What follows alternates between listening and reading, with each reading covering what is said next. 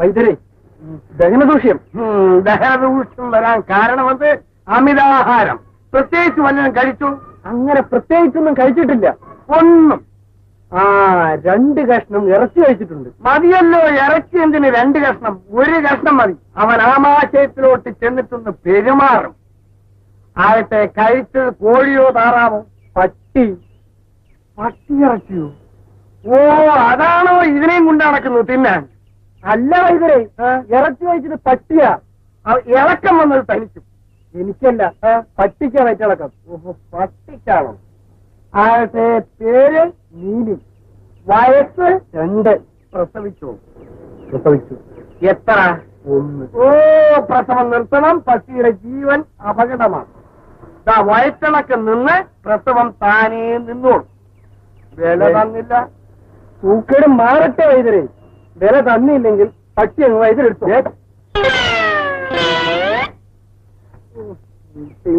ഒരു സ്ഥലം.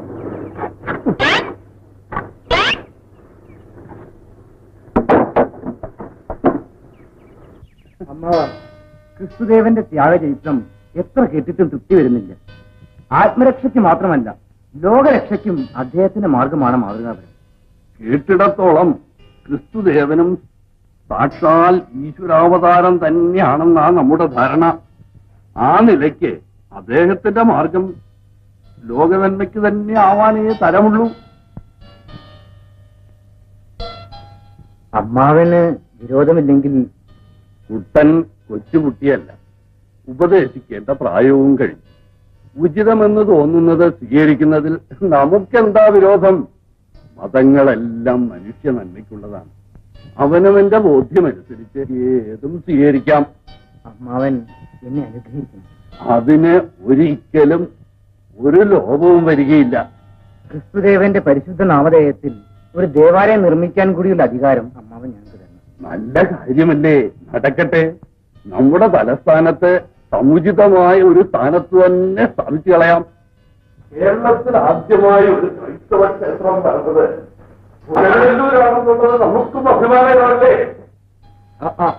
എന്താ കുഞ്ഞുണ്ണി, മേൽശാന്തി ഒരുമിച്ച് എന്തുണ്ട് വിശേഷങ്ങൾ? മേൽശാന്തിക്ക് എന്തോ സങ്കടം ബോധിപ്പിക്കാനുണ്ടത്രേ. നിത്യകർമ്മങ്ങളെല്ലാം കൃത്യമായി നടക്കണില്ലേ? ഒന്നിനും മുടക്കം വന്നിട്ടില്ലല്ലോ. ഈ നിലയിൽ മുന്നോട്ട് പോയാൽ എല്ലാം മുടങ്ങി വരും. എന്ത് സംഭവിച്ചു? ഹിന്ദുക്കൾക്ക് മേലെ അമ്പലം വേണ്ട, പള്ളി മതി. അത്രയുള്ളോ? എല്ലാം ആരാധനാകേന്ദ്രങ്ങളല്ലേ, സമാധാനിക്കാം. സോമ മനുഷ്യരെ എല്ലാം വഴിതെറ്റിക്കുന്നെന്നാണ് മേൽശാന്തിയുടെ അഭിപ്രായം. തെറ്റിയ വഴിയിൽ നിന്ന് മാറ്റണമെന്നാണല്ലോ നാം കേട്ടത്. എന്താ കൂട്ടാ, നമുക്ക് തെറ്റിയുന്നുണ്ടോ? ഇല്ല, അമ്മാവെ അറിഞ്ഞിട്ടുള്ളതാണ് സത്യം. അയാളൊരു മായാജാലക്കാരനാണ്. കാണിക്കുന്നതെല്ലാം വിവരക്കെട്ട് മനുഷ്യരെ പറ്റിക്കാനുള്ള കപടതന്ത്രങ്ങളാണ്. ഏതോ അസൂയാലുക്കളുടെ കുപ്രചരണമാണിത്. അല്ല, തെളിവ് നോൻ തരുന്നുണ്ട്. അയാൾ ഒരു വിട്ടനും വൃത്തികെട്ടവനുമാണ്. സത്യം ബോധിപ്പിച്ച ആകപ്പാടെ കുറച്ചിലായി നാടിനെ നടക്കണം. എന്താ ഈ മേൽശാന്തി എന്താ ഈ പറഞ്ഞു പറയണത്? എന്തായാലും അമ്മാവിനെ വിശ്വസിക്കരുത്. കൊച്ചമ്പുരാൻ അയാളുടെ വശീകരണ വലയിൽ വീണുകൊണ്ട് തോന്നണതാണ്. പക്ഷേ തക്കതായ കാരണമില്ലാതെ ആരെയും നിന്ദിക്കരുത്. കാരണമുണ്ട്. മേൽശാന്തി തുറന്നു പറയാൻ സംശയിക്കുക. അതാ തെറ്റ്. അടിച്ചുതളി അങ്ങേലിക്ക് ഗർഭമുണ്ടായിരിക്കും. അതിലെന്താ ഇത്ര സംശയിക്കാൻ? പെണ്ണായാൽ ഗർഭമുണ്ടാവില്ലേ? അവളുടെ വിവാഹം കഴിഞ്ഞിട്ടില്ല. അസത്തിന് വിവാഹം വരെ ക്ഷമിച്ചിരിക്കാൻ കഴിഞ്ഞില്ലായിരിക്കും. പുറത്തിറങ്ങി നടക്കാൻ പറ്റാണ്ടായി. പൂർണ്ണ ഗർഭിണിയായിരിക്കും, നടക്കാൻ പ്രയാസം കാണും. അതല്ല, അവൾക്ക് ഗർഭമുണ്ടാക്കിയത് ഏത് ഏഭ്യനാണെന്ന് ചോദിച്ചില്ലേ? ചോദിച്ചു. ഹേമദണ്ഡങ്ങൾ പലരും ചെയ്തു നോക്കി. മഹാഭാവം ഗർഭിണികളെ ഹേമദണ്ഡം ഏൽപ്പിക്കുന്നത് രാക്ഷസന്മാരാ. അല്ലാതെ നിവൃത്തിയില്ലാതെ പറഞ്ഞു. കളി സത്യം പറയണമല്ലോ. എന്നിട്ട് പറഞ്ഞു. ആരാ? തോമ. വൃദ്ധാപവാദം തിരുമനസ്സുകൊണ്ട് കൽപ്പിച്ച് അവളെ വിചാരണ ചെയ്യിക്കണം. അമ്മാവ, ഇത് അദ്ദേഹത്തെ വിലയിരുത്തി കാണിക്കാൻ കരുതിക്കൂട്ടി നടത്തുന്ന ഗൂഢാലോചന മാത്രമാണ്. അങ്ങക്ക് നേരിട്ട് അവളോട് ചോദിക്കാലോ. കുട്ടാ, നമുക്ക് കുറച്ചുണ്ടാവരുത്. ഈ നിലയിൽ സത്യാവസ്ഥ അറിയേണ്ടത് ആവശ്യമാണ്. അന്വേഷണത്തിന് ഇനി അമാന്തിക്കരുത്. ആരോടും ദാക്ഷിണ്യം കാണിക്കുകയും വരും. വേണ്ടത് ചെയ്തോളൂ. എന്തോ അല്ല, ഇതാര് കേസുള്ള ചേട്ടനോ? ഞാൻ പറഞ്ഞ കാര്യം എന്താ? എടാ മാധു, നിർത്തി കിട്ടുന്നതെല്ലാം ഇങ്ങനെ ദീപാവലി വിളിച്ചാ മതിയോ? 4 ദിവസം കിടപ്പായി പോയാൽ നീ എന്ത് ചെയ്യും? എടാ ആദ്യം തന്നെ നമ്മുടെ അടിത്തറ ഉറപ്പിക്കണം. അടിത്തറ ഉറപ്പിക്കണം ആഗ്രഹമുണ്ട് കേശുള്ള ചേട്ടാ. ഇതൊന്ന് ഉറച്ച് കിട്ടണ്ടേ? എന്നാലേ നീ ഈ പണി നിർത്തുന്നതാണ് നിനക്ക് നല്ലത്. ദാ എങ്ങാണ്ടെന്ന് ഒരുത്തൻ കപ്പിൽ കയറി വന്നിരിക്കുന്നു. വഴിയിൽ പോയൊരു മുടന്തൻ കൊച്ചിനെ കൈ കൊണ്ടങ്ങ് തൊട്ടതേ ഉള്ളൂ. അവന്റെ മുടന്ത് മാറി അവന് പരമസുഖമായി. നേരാണ്. ഞാൻ കണ്ടതാണ്. ഇപ്പൊ രോഗികളെല്ലാം അങ്ങോട്ടാ പ്രവാഹം. എന്നാൽ അവനെ ഒന്ന് കണ്ടിട്ടുള്ള കാര്യം കാണണം. എന്തിനു? ഞാൻ അവനെ കാണും. എന്റെ അടിത്തറ ഉറയ്ക്കുമോ ഇല്ലയോ എന്ന് എനിക്കൊന്ന് നോക്കണം. അമ്മേ, ഓ മഹാരാജാവ്. അമ്മയ്ക്ക് ഞാൻ എന്നും മകനാ, മഹാരാജാവല്ല. അതെ, നമ്മുടെ മകൻ ഈ നാടിന്റെ മഹാരാജാവാണെന്ന് നാം ഓർമ്മിക്കുകയായിരുന്നു. അതിപ്പോ പ്രത്യേകിച്ച് ഓർമ്മിപ്പിക്കാൻ? ആ നിലയിൽ നിന്റെ കടമ നീ നിർവഹിക്കുന്നുണ്ടോ എന്ന് നമുക്ക് സംശയം തോന്നിയതുകൊണ്ട്. അറിഞ്ഞുകൊണ്ട് അമ്മയുടെ മകൻ കർത്തവ്യത്തിൽ നിന്ന് വ്യതിചലിക്കില്ല. ഉത്തരവാദിത്വമുള്ള ഒരു ഭരണാധിപൻ സ്വയം നിർവഹിക്കേണ്ട കുറെ ചുമതലകളുണ്ട്. ഉണ്ട്. പക്ഷേ എല്ലായ്പ്പോഴും അത് സാധിച്ചെന്ന് വരില്ല. അർഹതയുള്ളവരെ ചിലതെല്ലാം ഏൽപ്പിച്ചേ പറ്റൂ. അർഹതയുടെ അളവുപോൽ അറിവും കഴിവുമായിരിക്കണം. രക്തബന്ധത്തിനും സ്നേഹവാത്സല്യങ്ങൾക്കും അവിടെ പ്രസക്തിയില്ല. അമ്മ എന്തോ മനസ്സിൽ വെച്ചുകൊണ്ട് സംസാരിക്കുന്നു. മനസ്സിലാകാത്തവരോട് തുറന്നു തന്നെ സംസാരിക്കാം. ആ തോമയുടെ പേരിൽ വന്നിരിക്കുന്ന ആരോപണങ്ങളെ കുറിച്ച് അന്വേഷിക്കാൻ നീ ആരെയാണ് നിയോഗിച്ചിരിക്കുന്നത്? നമ്മുടെ കുട്ടനെ. കുട്ടൻ തോമയുടെ ആരാധകനാണ്. ആ നിലയ്ക്ക് അന്വേഷണം നിഷ്പക്ഷമായിരിക്കുമെന്ന് നീ കരുതുന്നുണ്ടോ? നീതിയുടെ മുന്നിൽ സ്വജനപക്ഷപാതത്തിന് സ്ഥാനമില്ല. നീതിപതി സത്യസന്ധനാണെങ്കിൽ കുട്ടൻ സത്യസന്ധനല്ലെന്നാണോ അമ്മയുടെ അഭിപ്രായം? അവൻ ചെറുപ്പമാണ്. ആ തോമയെ അന്ധമായി വിശ്വസിക്കുന്നു. അയാൾക്കെതിരായി ഒരു തീരുമാനമെടുക്കാൻ അതിരുകവിഞ്ഞ ആദേവ് അവരെ സമ്മതിക്കുകയില്ല. അങ്ങനെയാണെങ്കിൽ അവന്റെ നില പരിശോധിക്കുന്നതിനും ഇതൊരു സന്ദർഭമല്ലേ? നമ്മുടെ കാലശേഷം ഈ രാജ്യം ഭരിക്കേണ്ടത് അവനാ. അപ്പോൾ ഈ വക കാര്യങ്ങളിൽ അവന് പരിശീലനം നൽകേണ്ടത് ആവശ്യമാണെന്ന് നമുക്ക് തോന്നി. എന്തിന്? കുട്ടൻ മതം മാറാൻ പോകുന്നെന്ന് കേട്ടത് ശരിയല്ലേ? ശരിയാണ്. നീ എതിർത്തില്ല, സമ്മതിച്ചു അല്ലേ? അവൻ കൈക്കുഞ്ഞില്ലമ്മേ. ആവശ്യത്തിന് അറിവുണ്ട്, ആലോചിക്കുവാനുള്ള കഴിവുമുണ്ട്. അവന്റെ യുക്തിക്കും ബുദ്ധിക്കും അനുസരിച്ച് പ്രവർത്തിക്കുന്നതിൽ നാം എന്തിനെതിരെ നിൽക്കണം? അവൻ മതം മാറിയാൽ ഈ രാജ്യത്തിന്റെ അടുത്ത കിരീടാവകാശി? കുട്ടൻ ഏത് മതം വിശ്വസിച്ചാലും നമ്മുടെ അനന്തരവൻ തന്നെയാ. അല്ല, നാം ഹിന്ദുവാണ്. ഹൈന്ദവ സിദ്ധാന്തങ്ങൾ മാത്രം അനുസരിച്ചും അനുവർത്തിച്ചും ജീവിച്ചു വരുന്ന ഒരു പുരാതന കുടുംബത്തിലെ മതഭക്ത. നാം ഒരു ക്രിസ്ത്യാനിയുടെ മുത്തശ്ശിയല്ല. നമ്മുടെ മകൻ ഒരു ക്രിസ്ത്യാനിയുടെ അമ്മാവനുമല്ല. അമ്മേ, ഒന്ന് ഞാൻ തീർത്തു പറയുന്നു. ആ തോമയുടെ ഉപദേശപ്രകാരം അവൻ ക്രിസ്ത്യാനിയാകുന്നെങ്കിൽ ഈ രാജ്യഭരണത്തിന് അവൻ അവകാശമില്ല. ഭഗവത് സ്തോത്രങ്ങൾ മാത്രം കേട്ട് പരിശുദ്ധമായ ഈ കൊട്ടാരത്തിന്റെ എട്ടുകെട്ടിനുള്ളിൽ ഞാൻ ജീവിച്ചിരിക്കുന്നവരെ അന്യ മതസ്ഥർക്ക് ഇവിടെ പ്രവേശനമില്ല. അമ്മേ, ധർമ്മോസ്മൽ കുലദൈവതം എന്ന സനാതന മുദ്രാവാക്യം മുഴക്കിക്കൊണ്ട് ഇന്നുവരെ ചെങ്കോൽ പിടിച്ച കൈകളിൽ പുരുഷം പിടിച്ച് രാജ്യം ഭരിക്കാമെന്ന് ആരും വ്യാമോഹിക്കേണ്ട. അമ്മേ, മുറപ്രകാരം മറ വേണ്ടെന്നതിന് മുറയെന്തിന്?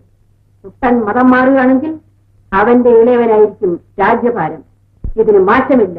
തീർത്തു തന്നെ കൽപ്പിച്ചു. കൽപ്പിക്കാം. പക്ഷേ എന്തു പക്ഷേ? പുരോഹിതന്മാരുടെ ശിരസിൽ വെച്ച് പൂജിക്കാനുള്ളതല്ല രാജഗിരി. ഒരു ദിവസം വെളുപ്പാങ്കാലത്ത് അടിയും മുറ്റടിച്ചുകൊണ്ട് നിൽക്കുമ്പോ പുറകിലൊരു മുരടനക്കം. ഞെട്ടിത്തിരിഞ്ഞു നോക്കുമ്പോ വിശുദ്ധൻ അദ്ദേഹം അടിയന്റെ അടുത്ത് നിൽക്കുന്നു. ഒരു വല്ലാത്ത ചിരിയും നോട്ടവും. എന്താ സ്വാമി എന്ന് ചോദിക്കുന്നതിന് മുമ്പ് കൈക്ക് കയറി ഒരു പിടുത്തം. അടിയനാകെ പകച്ചുപോയി. എന്നാലും പറഞ്ഞു, സ്വാമി, സ്വാമിയുടെ നിലയ്ക്കും വിലയ്ക്കും ഇത് പറ്റിയതല്ല. ഞാൻ അടിച്ചു തളിക്കാരിയ. ഉടനെ കർത്താവിന്റെ മുമ്പിൽ നീയും ഞാനുമെല്ലാം സമാസമം, എന്റെ ആശ നീ നിറവേറ്റണമെന്ന് പറഞ്ഞു. അടക്കിയൊരു പിടുത്തം. അപ്പോൾ മുറ്റത്താരും ഉണ്ടായിരുന്നില്ല, പാണാവുകാർ പോലും. വെളുപ്പാങ്കാലം, ഇരുട്ടുവാക്ക്, ആര് കാണാൻ? തന്നെയല്ല, അടിയനെ പിടിച്ചു പിടിയാലെ മുറിക്ക് അകത്തേക്ക് കൊണ്ടുപോയി കളഞ്ഞു. നീ എതിർത്തില്ല? എതിർക്കാൻ പറ്റുമോ? ദിവ്യനല്ലേ. അങ്ങനെ നീ ഗർഭിണിയായി ആകാതിരിക്കുമോ? ആ വിവരം നീ അദ്ദേഹത്തോട് പറഞ്ഞില്ലേ? പറഞ്ഞു. എന്നാലും മതം മാറ്, നിന്നെ ഞാൻ കെട്ടിക്കോളാമെന്ന്. എന്തു വന്നാലും ജനിച്ച മതം വിട്ടുപോകാൻ അടിയൻ നിശ്ചയിച്ചിട്ടില്ല. മേൽശാന്തി ഈ വിവരം എങ്ങനെ അറിഞ്ഞു? എന്നും കുളിച്ച് നിർമ്മാല്യം തൊഴുതിട്ടാണ് അടിയൻ അടിച്ചളിക്കാൻ വരുന്നത്. ശാന്തിക്കാരൻ തിരുമേനിക്ക് അടിയനെ മോളെ പോലെ സ്നേഹം. ഇന്നലെ എന്താടി നിനക്കൊരു വിളർച്ച പോലെ എന്നൊരു ചോദ്യം. അടിയൻ ഒഴിഞ്ഞു മാറാൻ നോക്കി, പക്ഷേ ഈർന്നെന്നെ ഉടുത്തിരിക്കുന്നത്. തിരുമേനി അടിയന്റെ അടിവയറ്റിലേക്കൊരു നോട്ടം. അപ്പോ കണ്ടുപിടിച്ചതില്ല നിനക്ക് തകരാറ്. അടിയന് പറ്റിയ പോഴത്തും പിഴച്ച പെണ്ണാണെന്നും പറഞ്ഞ് അടിയനെ അടിച്ചോടിച്ചാലും ഒരു വലിയ മനുഷ്യനെ ചീത്തയാക്കണ്ടല്ലോ എന്ന് തോന്നിപ്പോയി. ഈ പറഞ്ഞതെല്ലാം പരമാർത്ഥമാണല്ലോ. നുണ പറഞ്ഞാല് നാവിറങ്ങിപ്പോകുമെന്നാ തിരുമേനി പഠിപ്പിച്ചിട്ടുള്ളത്. പ്രഭു, ഈ ധർമ്മസങ്കടത്തിൽ നിന്നും ദയവായി എന്നെ രക്ഷിക്കണം. കുട്ടൻ ഒട്ടും സങ്കടപ്പെടാതിരിക്കും. ഈ സ്ത്രീ ഗർഭിണിയാണെങ്കിൽ ഒരു കുഞ്ഞിനെ പ്രസവിക്കാതിരിക്കുമോ? ആ കുഞ്ഞ് അതിന്റെ അച്ഛൻ ആരാണെന്ന് പറയാതിരിക്കുമോ? കൊള്ളാം. അമ്മ പറഞ്ഞെങ്കിലല്ലേ കുഞ്ഞിന് തന്റെ ആരാണെന്ന് മനസ്സിലാകൂ. കുഞ്ഞിന് അമ്മയോടുള്ള വിശ്വാസത്തിന്റെ പ്രശ്നമല്ല ഞാൻ പറയുന്നത്. ഈ സ്ത്രീ പ്രസവിക്കുന്ന കുഞ്ഞിന് അത് അറിയാൻ കഴിയുമെന്ന്. ഇവൾ 10 മാസം തികഞ്ഞ് പ്രസവിച്ച് ആ കുഞ്ഞ് വളർന്ന് വർത്തമാനം പറയേണ്ട കാലത്ത് അതിന്റെ തന്റെ ആരാണെന്ന് പറയുമെന്ന്. അതിനിടയ്ക്ക് തനിക്ക് കേട്ടാലോ. പ്രഭു സമാധാനിക്കും. ഇത് കർത്താവിന്റെ ഒരു പരീക്ഷണമായിരിക്കും. അയ്യോ, എന്റെ വയറ് പൊട്ടിപ്പോവേ. അയ്യോ അമ്മേ, കൊല്ലാതെ വേദനിക്കുന്നു അമ്മേ. അയ്യോ അമ്മേ, എന്താ? അയ്യോ എന്റെ വയറ് പൊട്ടിപ്പോവേ. രാവിലെ വല്ലതും വലിച്ചു വാരി തിന്നു കാണും. ദഹനക്കേടാ. അയ്യോ എന്റെ പുറവേദനിക്കുന്നു. അയ്യോ പുറവേദനിക്കുന്നു. പ്രസവത്തിന്റെ ലക്ഷണമാണെന്നാ തോന്നണേ. ആരാ വൈറ്റാക്കിയ? എങ്ങനെ മനസ്സിലായി? 7-ാം മാസം പ്രസവിക്കുക. 7-ാം മാസമാണെന്ന് തനിക്കെങ്ങനെ മനസ്സിലായി? എനിക്കെങ്ങനെ മനസ്സിലായി? ഇവിടെ പറഞ്ഞു അല്ല എങ്ങനെ? അത് കൊള്ളാം. അങ്ങനെയാണെങ്കിൽ ഇദ്ദേഹം കുറ്റവാളിയാവുന്നു. എന്നിട്ട് 4 മാസം കൂടി ആയിട്ടില്ല. എന്നാൽ 3ആയിരിക്കും അല്ലേ? അങ്ങനെ അമ്മേ, അമ്മേ, വയറ് വേദനിക്കുന്നേ അമ്മേ. അയ്യോ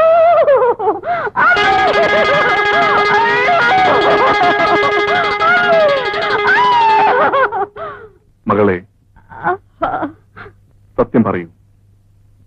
സത്യം പറഞ്ഞാൽ നിന്റെ എല്ലാ വേദനകളും മാറും. അടിയൻ സത്യം പറയാം. ഇങ്ങനെ പറഞ്ഞില്ലെങ്കിൽ അടിയനെ കൊന്നു കുഴിച്ചു മൂടുമെന്ന് ശാന്തിക്കാരൻ തിരുമേനി കൽപ്പിച്ചത് കൊണ്ടുവന്ന കൈക്കുറ്റപ്പാടാണ്. അങ്ങ് നിരപരാധിയാണ്. എഴുന്നേൽക്കും. ചെയ്ത തെറ്റിന് പശ്ചാത്തപിച്ച നിനക്ക് ദൈവം മാപ്പ് തരട്ടെ.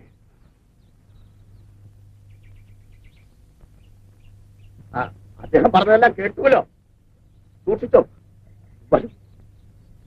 നിൽക്കവിടെ. അതെ മേൽശാന്തി, ഇനി എന്ത് കള്ളമാണ് നിങ്ങൾക്ക് പറയാനുള്ളത്? എന്താ പറയുക? എല്ലാം ഒരു ജാതി കൺകെട്ട്. അല്ലാതെന്താ?